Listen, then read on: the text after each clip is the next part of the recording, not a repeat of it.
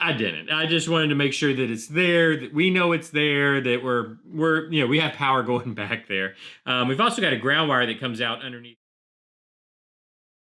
Welcome back to the workbench where we try to make things. And what we're continuing to try to make today is Revell's 1971 Mach 1 Mustang. And we're making this for the Blue Ox Model Shop's Street Machine group build. We're making pretty good progress. In fact, as you can see, the engine bay is starting to get pretty jam-packed. We're kind of getting a lot in here. Let me bring it down to the bottom camera here, the lower camera. And you can see we're kind of got a lot going on. So what I think we'll do, I'll just kind of point out a little bit of a closer look, and then we'll kind of bust this apart and take an even closer look. But got the battery wired up. Well, everything but the power wire running from the starter solenoid to the starter itself is wired in. So we have two power wires coming out. I mean, the one running up top here is easy to see. In fact, let me find something to point with here. So it's easy to see the power wire here. We've also got a power wire that runs out, down, and back.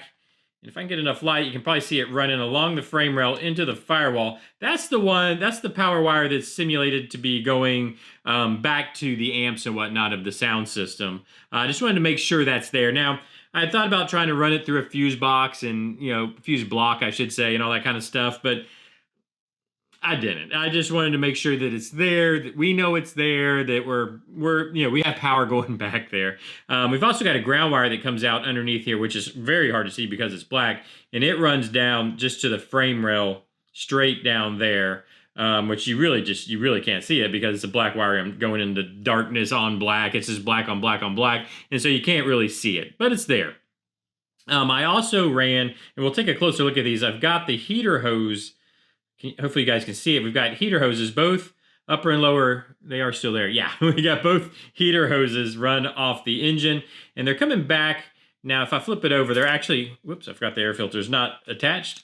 They're just kind of sticking out right here. I left them long, so I've got to just cut them down about right to there, and then attach those to the firewall back here. So they're still left long. Need to finish that as far as cutting them down to the right size. And we'll take a closer look at this also, but I did cut down to the distributor. In fact, let's go ahead and pull out, so nothing's glued, well, the battery's glued in, but as far as the radiator's not glued in, and the motor itself is not in yet. Let me see, I've got this fuel line kind of in the way. I gotta be very careful getting this out. Okay, and we can take a little bit of a closer look. Here we can see the heater hoses running down the side of the motor coming back this way. They'll be coming back to the firewall. We can see where they connect in. I used some fittings.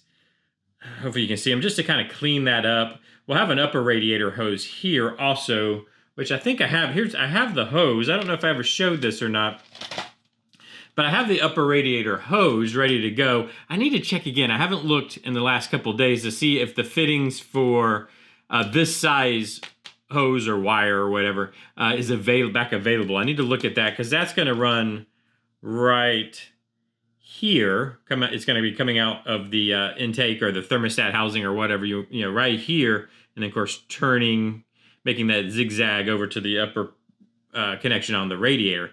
But I do have, so there'll be, in other words, there'll be the same style fitting here, just bigger, that we have on the heater hoses, which are running back. And then here you can get a better look.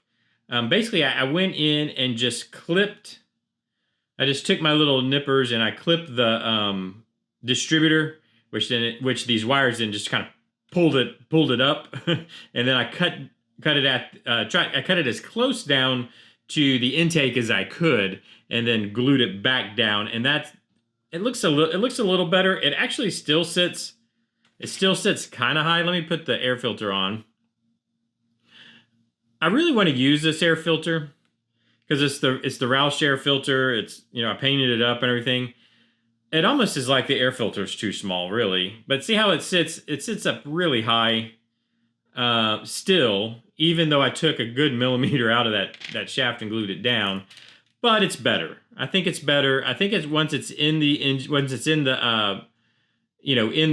compartment and then in the body, I think it's going to be okay, because you're not going to look at it from this angle. You're going to only be seeing it from this angle here, I would say. And I think it's going to look a lot better that way. Anyways, but let's move the motor out of the way, and we'll take a closer look at the battery. You can see all the wires that I was talking about. So now we can see, hopefully you can see the stereo power wire that runs down and then back to the firewall here. And it's like it goes in the firewall and then under the carpet and under the door seals and all that, like you would run back to the trunk. And then hopefully you can see the black ground wire, negative wire coming down. So basically I think I'm going to attach, I'm trying to decide which is the better way to do this. I think the better way to do it is I'm going to go ahead and attach a power wire to the starter, leave it long, just have it come upways, leave it long. And then that's actually the last thing I need, I believe, to attach to the motor before I can install it. So with that power wire up, I can install it and then make the connection here to the solenoid. I'm still deciding if I want to add just wire, some wire harness kind of thing coming here, because it'd be coming out of here, going back, and have like a harness going into the firewall. I'm trying to decide if I want to go that far, if I want to run, this is my little vacuum, you might not even see what I'm pointing at. This is our little vacuum canister back here. Do I want to run a vacuum line? I would imagine that, I don't know for a fact, but I'm assuming this comes out and goes up to the carburetor. We would have some vacuum lines running to the carburetor. I don't know if I want to do all that. I might. I've gone this far, right? Why not? But what I do have to do, and I think I need to try to get done tonight. I've kind of been putting it off. I've been procrastinating. I do have the proportioning valve, I guess, quote unquote, finished. I think it's going to be good enough to just kind of mount right. I don't know how well I can show you guys. I'm just going to mount it right here on this little shelf. So it'll have a spot to actually sit. And then I just have the two wires coming there, two wires. I got to run the two wires or two brake lines. We'll just call them what they are, brake lines. One's gonna be very short, just kind of going into this shock tower, and then there's going to be one that kind of follows the fuel line up and then keeps going around and into this shock tower. And then out of the shock towers, I'm just going to run soft line. So I'll probably just use the fuel line as soft line coming out that'll attach here kind of to the backside of the wheels with the brakes. So we've got our, just as a reminder, we've got our disc brakes that are going to be going, oops, that's not glued on. Do I have one that's glued on? I don't know if I do. Yeah, this one. They'll be going here. And so I'll just run a soft line out of the inner fender well, I should say. I'll leave it long for now. And then when we put the brakes in, I'll kind of pull it over to the calipers. I think is going to be the plan for that, but I got to run the hard lines on the inside here. Those I can kind of do anytime. The hard lines have to go in here, and I'm going to run them in. I think the idea is I'm going to run them just into the back side of the tower, like that's where they enter through a grommet, through a hole in the shock towers. I don't actually know where they do, I don't know exactly how they go in, but that makes sense to me, is to have them kind of run around and then enter the shock tower here. And then I'll just have, like I said, the soft line come out there, which will then run forward to the calipers. So I've got to do that. And that's about it. Yeah, that's about it, because all the lines are all we have running to the back is the brake line, which I guess I need to attach a little better. I probably need to attach it here, suck it in right there. But all we have is the brake line and the fuel line, so that should be good in the back. I do have to make the soft line connection when we put the rear end in, the soft line connection from here up to the rear end where we have, I don't really have a T. I mean, it needs like a T, but I'll just kind of fake the splitting of that, because we have the lines. I don't have the rear end with me here, but we have the line run there already. But we need a soft line from here to there, to simulate, obviously you have suspension travel, so you got to have that.